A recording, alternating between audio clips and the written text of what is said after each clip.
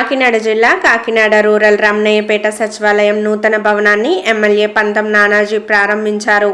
ఈ సందర్భంగా ఎమ్మెల్యే నానాజీ మాట్లాడుతూ గత ప్రభుత్వం ఈ సచివాలయానికి శంకుస్థాపన చేసి అర్ధాంతరంగా వదిలేసి రాష్ట్రాన్ని అభివృద్ధిని నిర్వీర్యం చేసిందని మండిపడ్డారు. కూటమి ప్రభుత్వం అధికారంలోకి వచ్చాక అస్తవ్యస్తంగా ఉన్న ఈ సచివాలయ భవనాన్ని అభివృద్ధి చేసి నిర్మాణ పనులను పూర్తి చేయించి నేడు ప్రజలకు అందుబాటులో తీసుకొచ్చామని తెలిపారు. అలాగే కూటమి ప్రభుత్వం అభివృద్ధి సంక్షేమాలను రెండు కళ్ళుగా భావించి పాలన సాగిస్తున్నామని, ప్రజల క్షేమమే లక్ష్యంగా ముందుకు సాగుతున్నామని తెలిపారు.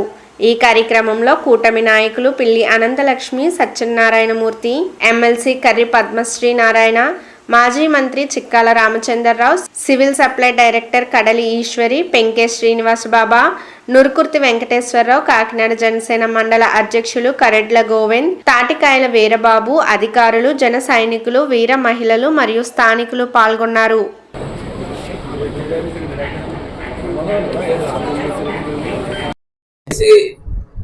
పునాదులు వేసేసి జస్ట్ వేసేసి అలా వెళ్ళిపోతే ఉన్నారు. అవన్నీ ఒకటి ఒకటి చేసుకుంటూ వస్తాను. అందులో భాగంగా దీని మీద 10 లక్షల రూపాయలు ఖర్చు పెట్టి కింద గ్రామ సచివాలయం, అట్లాగే పైన కాన్స్టిట్యూన్సీ విజన్ యాక్షన్ ప్లాన్, అలాగే P4తో కలిపి ఒక బిల్డింగ్ 10 లక్షల రూపాయలు అయింది. పైన రెండు కూడా ఇక్కడ ఓపెన్ చేసుకోవడం జరిగింది.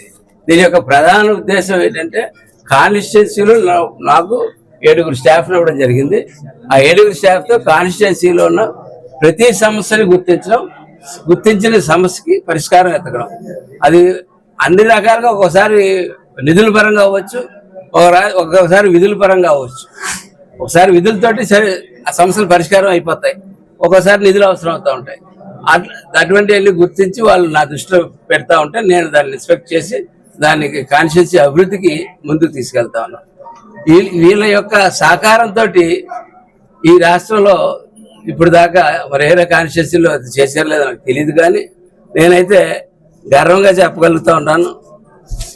ఈవేళ దాకా కాకినాడ రూరల్ కాన్స్టిట్యూన్సీ 2 సంవత్సరాలు పూర్తయ్యేసరికి వాళ్ళకి 35 కాకినాడ రూరల్ కాన్స్టిట్యూన్సీ 1110 కోట్లు దాన్ని పక్కన పెడితే ఈ రమణయ్యపేట గ్రామానికి ప్రత్యేకించి మన